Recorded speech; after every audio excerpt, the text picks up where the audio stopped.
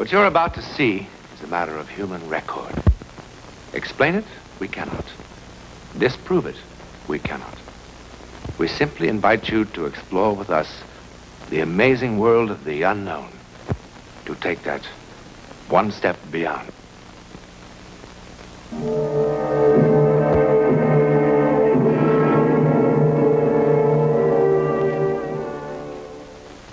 You're about to see has haunted the minds of men for 40 years.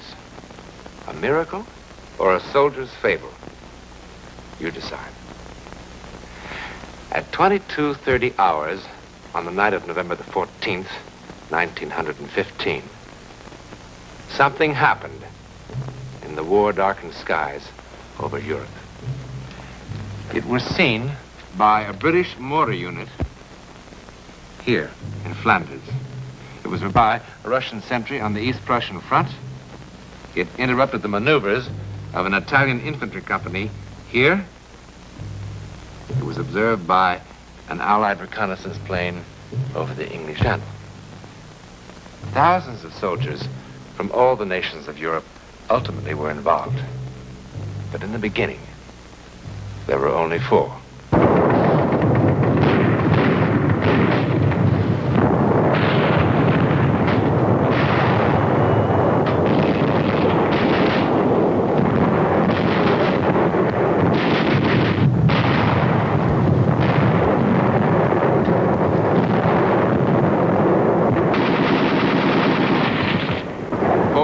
Soldiers, an unimportant patrol on a trivial mission, set out on this gloomy November night in 1915 to attack a minor mortar position, kill a few enemy soldiers, and return to its lines. Indeed, a modest beginning for what is now just seconds away.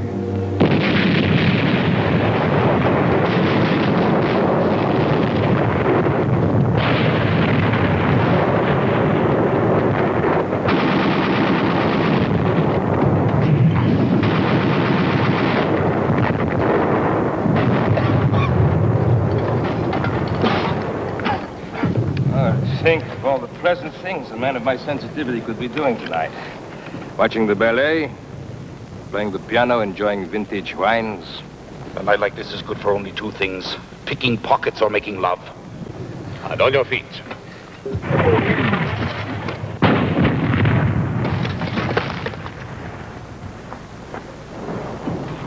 On your stomach, on your feet, on your stomach, on your feet. Oh, what an unpleasant war. Those flares, do they mean they've seen us? Probably. What will happen? If they kill enough of us, the next ration of schnapps. If we kill enough of them, perhaps they let us take a bath. It must be strange to kill for the first time. Strange. Actually, I enjoy it.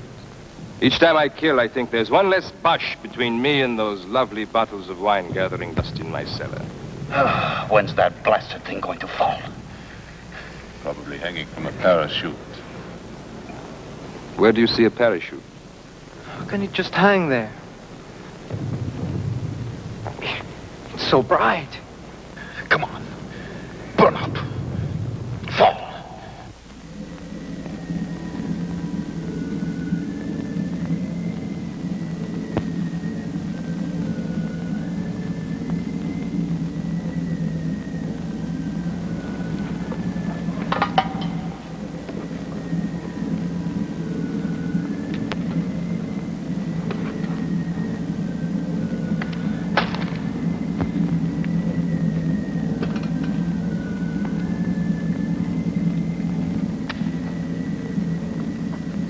Get down, you fool.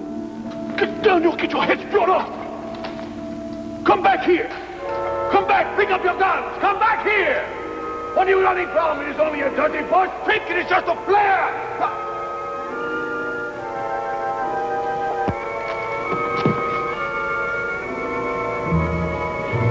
Oh, my God. My God.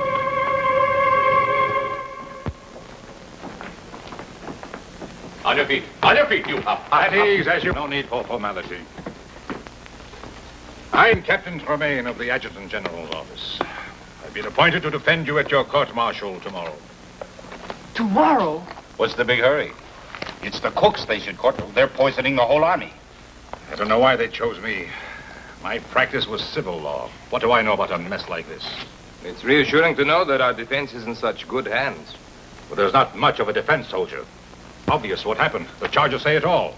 Cowardice in the face of the enemy. Cowardice! It wasn't that at all. Quiet. Show respect. But I wasn't afraid. I mean, I was at first, but it wasn't that. Do you know who the prosecutor is? Major Lamar of the High Command, that's all. I've just been a captain for the last 2.5 weeks. I don't suppose the captain would be demoted if he should lose his case. Oh, don't worry about that. You'll lose all right. It's bang, bang, bang for us. Well, how can I win? It's all here in black and white. At a time when the Boche are defeating us everywhere, Lamar will eat me up alive. Well, I'll do the best I can. But you'll have to be absolutely honest with me. No need to hold back anything. Sergeant Vai,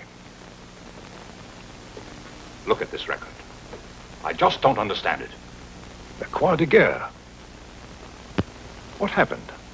How could a brave man like you run from the enemy? Ask the others. I'm asking you.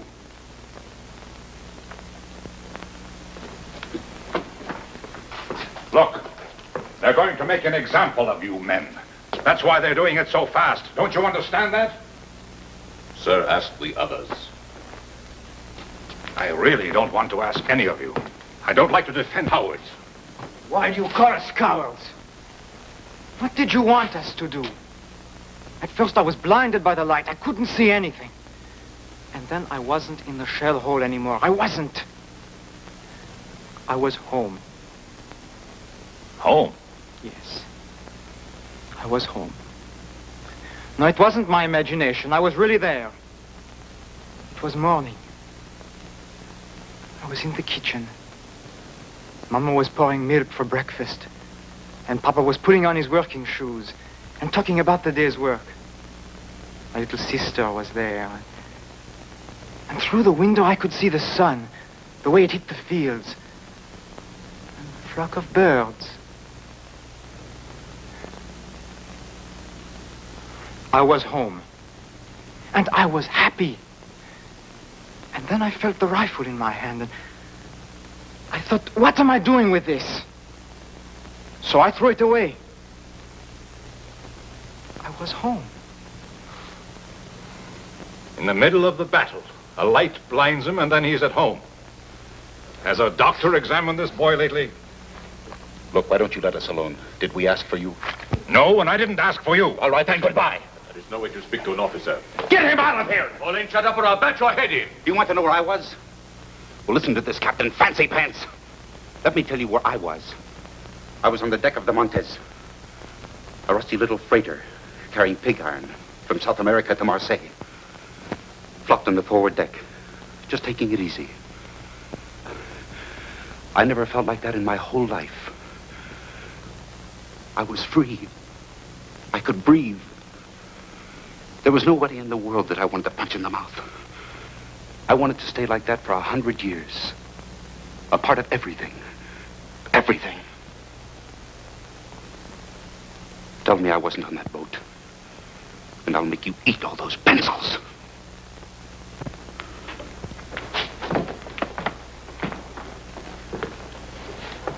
I'm sorry, sir, but what can you expect in today's army?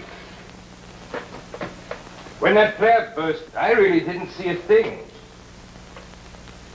Well, that's better. Then why did you run?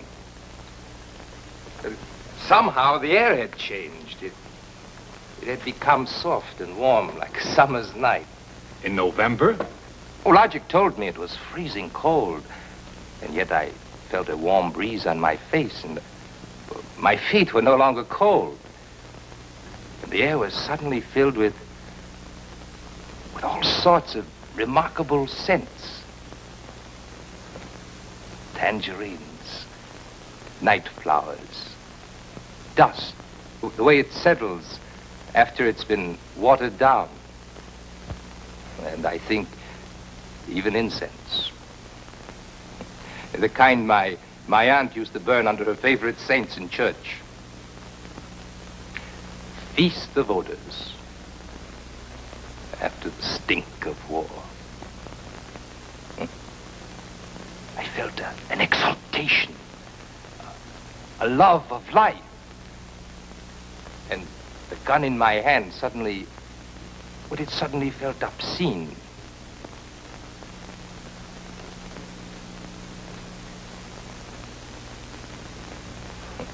Obscene.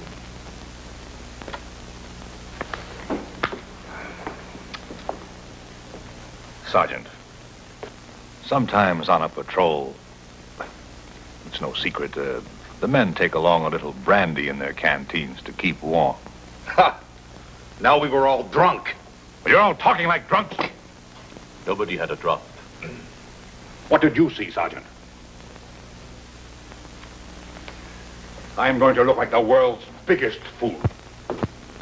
I was in the kitchen. Mama was pouring milk. I was on a freighter, carrying pig iron. Like incense my aunt used to burn under her favorite saint. They'll laugh me right out of the courtroom.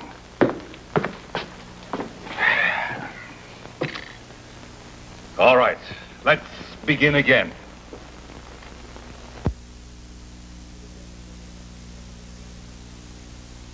You from the testimony of your men, Sergeant. Let me see. Ah, yes. It wasn't what I saw or smelled, but what I heard. The light could have come from many things, but not the singing. I don't know what they were singing, but it sounded holy, and it was beautiful. I started walking to where I could hear the voices better. Now, all this would be hilarious as a music hall sketch. But within the sound of enemy guns, I find the humor rather hollow. And I am more than a little surprised that the defense counsel would insult the intelligence of this court by introducing such trash as evidence. It's what the men told me. And what does the sergeant say? What did the sergeant see, hear, or smell? I heard the Bosch cannon and machine gun. I smelled, well, there was a dead body in the shell hole. I saw a flare that lasted a long time. Have you seen no other flares that lasted a long time? Not like this one. Maybe it was a new Bosch invention. It stayed there for I don't know how long. It was cloudy, and the flare cast shadows against the clouds. Well, at last we're beginning to hear some sense. You and your men were frightened by shadows and you ran. Is it correct? Yes, I suppose so, sir. Mm-hmm. Well, we should thank the sergeant for putting an end to all this nonsense once and for all. You're excused. Thank you, sir. One moment. The defense counsel has already questioned the witness. Just one more question, sir. You agree with Major Lamar that you and your men ran from the enemy? Well, sir, there was this shadow. You saw the shadow and you and your men ran. That's what you just said, correct? Yes, sir. Then I charge you with perjury. What else could it have been but a shadow? I am referring to this. On the direct examination, you said, here we are, we walked back to our lines. That's right. What's right? Walked or ran? If I may say so, the distinction is a small one. Sir, these men are on trial for showing cowardice in the face of the enemy. A coward does not walk. Walking made them heroes? Would you have the courage to walk across a battlefield? I beg your pardon, sir. I know that I would not have such courage. I admit I am as confused as anyone by the testimony of these prisoners. When I first talked to them, I thought they were trying to make a fool of me. And what made the captain change his mind? Nothing, but that there's an incredible sincerity about these men. It has been my experience that men on trial for their lives are always incredibly sincere. Nevertheless, I insist that the records show that they walked. That the aforementioned soldiers are guilty of having shown cowardice in the face of the enemy. And by a unanimous vote, this court condemned them to the penalty of death by shooting, as provided for by the Code of Military Justice. This court is adjourned. Right. Face. All right. March.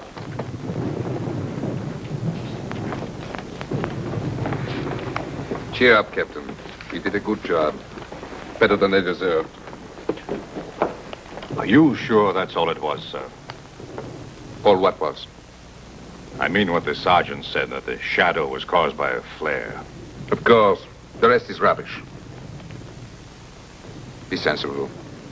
What else could it have been?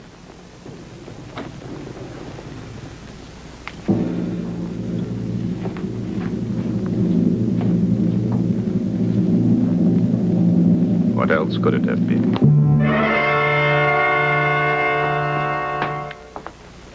Good morning. Is it? It's difficult for us to tell down here. I'm going to see the commanding general and try to get a stay of execution. You don't sound hopeful. I'll do my best. I think you will. And that's most curious. Why? I'm a lawyer, that's why. When you first came down here, you wanted to spit in our eye. But in the courtroom, and now. And don't tell me you actually believe our outrageous stories. I don't know what I believe. Anyhow, while I'm in town, I could mail your letters if you wish. When do they get rid of us? It's scheduled for 1400 hours. No letters, Sergeant? After 18 years in the Army, I've nobody to write to, sir. Sergeant, is that all it was? Just a shadow? If I told them I saw Noah's Ark passing by, would that have saved us? No, I suppose not. Oh, Captain, you could do me a favor. When you go into town, you could get me a bottle of good cognac. Something really first-rate, I mean. I would like to have one last taste of first-rate cognac.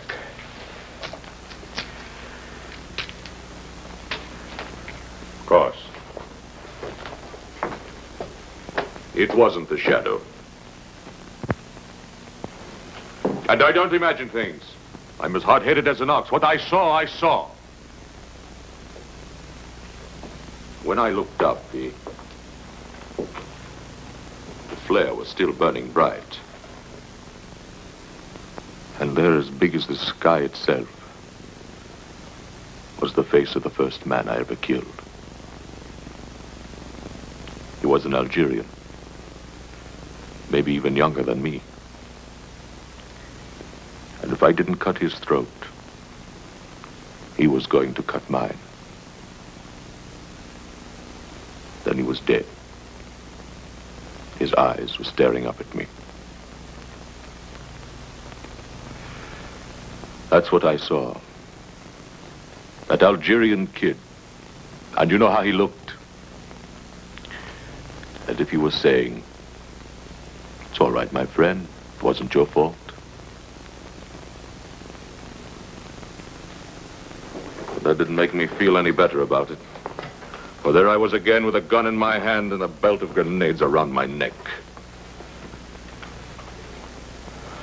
And if it wasn't my fault that Algerian kid was dead,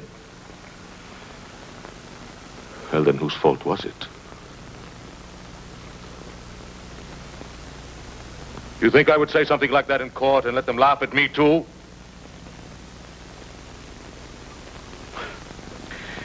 But if you were to get that cognac, well, I can still drink it, you. Better hurry, sir.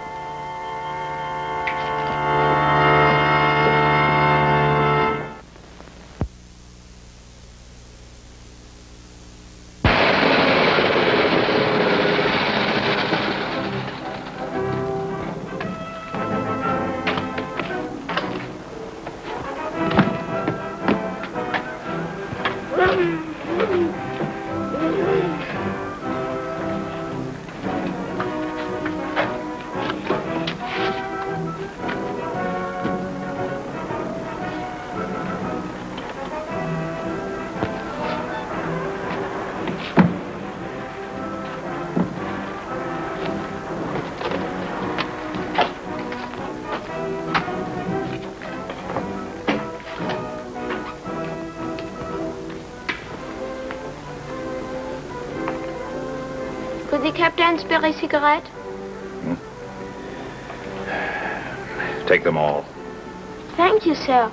Oh, thank you. My grandfather will be so happy. You see, we are all that's left of a family of 7. I'd like to return the captain's kindness. That's all right. Would the captain like a sack of white flour?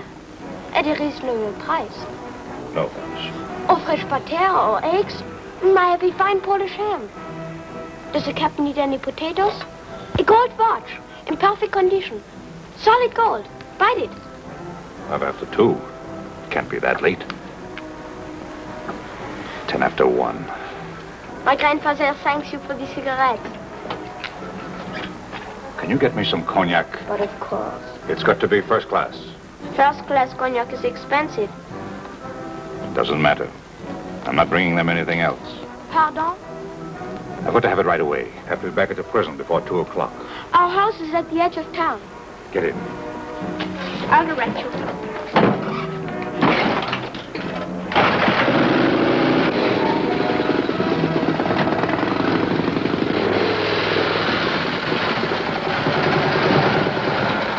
The Bosch are just a few kilometers behind those woods. So pretty soon you'll be able to sell them potatoes and ham and butter. I am learning a few German words. It's a difficult language. I'm sure. The cognac is in the cellar. I'll get it.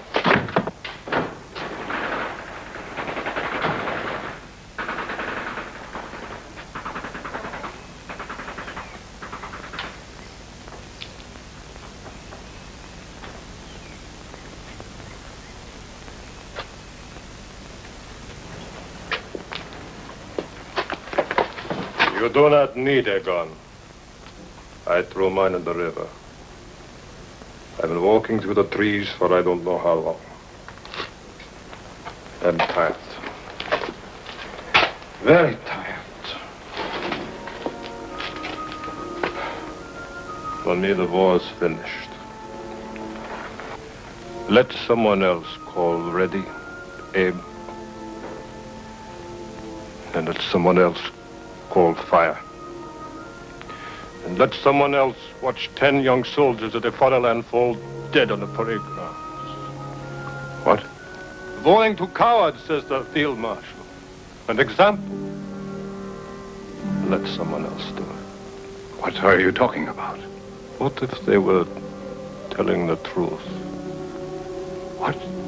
Cowards. They didn't look like cowards. What are you talking about? What if each one really did see something? See something? What? You wouldn't believe me. See something? What? Where? What? There will be no execution until further notice. I'll give you my reasons later. Yes, I sent you an official order. When were you meant to be executed? Sometime late today. Operator. Operator. I want to talk to someone in the International Red Cross. Someone with authority to contact the German commander of this sector. Hurry. This is an emergency. Of everything that happened, perhaps the final miracle was the chance meeting of 2 enemy soldiers because a sergeant wanted a taste of cognac. Within 24 hours, similar reports were coming in from all over Europe. Actually, no one was ever sure of what happened in the sky that dark November night. Ours is one version of the story. There are many others. But the one fact to remember is that more than 1,000 men did see or sense something. In any event, it is a matter of public record that for a while, men could not kill each other. And in the end, if all else is false, that is miracle enough.